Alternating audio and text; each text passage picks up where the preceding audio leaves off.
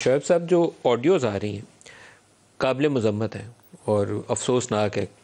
بہت ساری ایسی گفتگو ہے لوگوں کی جو پرائیویٹ گفتگو ہے وہ کوئی اچھے not in good taste bad taste لیکن شاید اس طرح منظر عام پر نہ آتی تو اچھی تھی. عمران خان کی گفتگو کی ریکارڈنگز آئیں, بشرا بی بی کی ریکارڈنگز آئیں, بعض جملے تو اس میں قابل اعتراض بھی ہیں کہ جیسے سب کچھ دہشت گردی سے جوڑ دو, درست نہیں تھا, غیر ملکی سازش سے جوڑ دو, غداری سے جوڑ دو.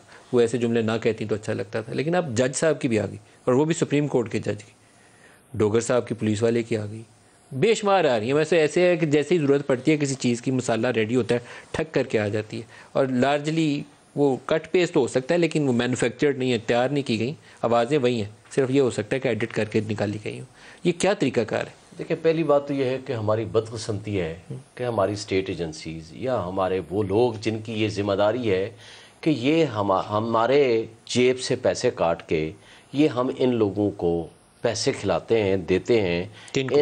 مطلب تمام ہماری اسٹیبلشمنٹ ہو, ہماری سیکورٹی ایجنسیز ہیں جو ٹیپ کر رہے ہیں, آئی بی ہے, آئی ایس آئی ہے, ایم آئی ہے, ہوسو ایور میں بھی, ان کی ڈیوٹی ہے کہ یہ ملک سے دہشت گردی کا خاتمہ کریں, انٹیلیجنس بیسڈ آپریشنز کریں. یہ اسی مقصد کے لیے ہے, کرائم کو روکیں.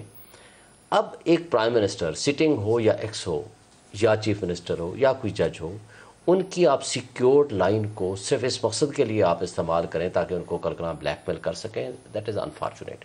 اور اس میں سے بھی آپ اپنی پسند کے, دیکھیں ہم بات کر رہے ہیں نا, میں آپ کا ایک جملہ نکال لوں یا میرا کوئی جملہ اس میں سے نکال لینا, وہ ٹوٹل آؤٹ آف کنٹیکسٹ مختلف ہو جائے گا, اور پھر ان دو چیزوں کو آپس میں جوڑ دیں تو اور چیز بن جائے گی.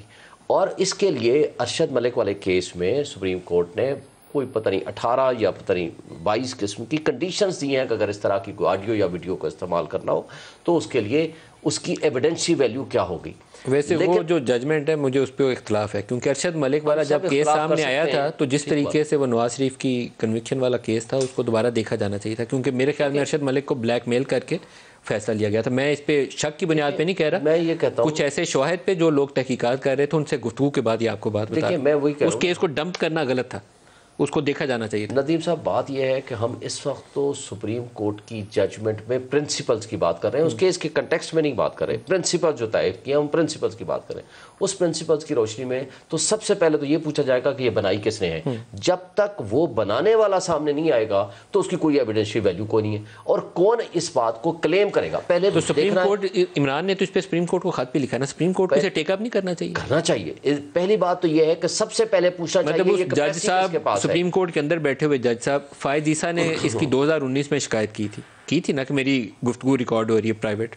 2019 میں ان کی ریکارڈ ہوتی ہے, ابھی جو ابھی بیٹھے ہیں جج صاحب, میں ان کا نام نہیں لیتا, ان کی دوبارہ آ گئی آڈیو سامنے آ گئی. سپریم کورٹ بیٹھ کے پوچھے تو صحیح کون ہے ریکارڈ کر رہا ہے, اسے طلب کرے. سب سے پہلے تو یہ پوچھنا چاہیے کہ یہ کیپیسٹی کس کے پاس ہے, پھر پوچھیں یہ کس نے بنائی ہے, اور جس نے بنائی ہے وداؤٹ کانسینٹ, مثلا ہم بیٹھے آپس میں مذاق کر رہے ہیں, گپ لگا رہے ہیں, ہماری بات کرنے کا طریقہ کار اور ہوگا, اور میری اور آپ کی کنسنٹ کے بغیر کوئی اس کو ریکارڈنگ کر لیتا ہے, that is unconstitutional, illegal, fundamental rights کے خلاف ہے. بہت ہی بری بات ہے. میں یہ کہتا ہوں کہ خدا کے لیے آپ ملک کی گورننس کو توجہ دیں, ملک کے معاملات کو ٹھیک کریں. اسٹیٹ ایجنسیز کا کام ہے اسٹیٹ اور انڈیویجول کے درمیان ٹرسٹ کا ریلیشن شپ ڈیولپ کریں, بجائے اس بات کے ہمارے ہاں یہ state agencies black mailing purposes کے لیے اس طرح کی آڈیو بنائیں, ویڈیو بنائیں اور ان کو مس یوز کریں.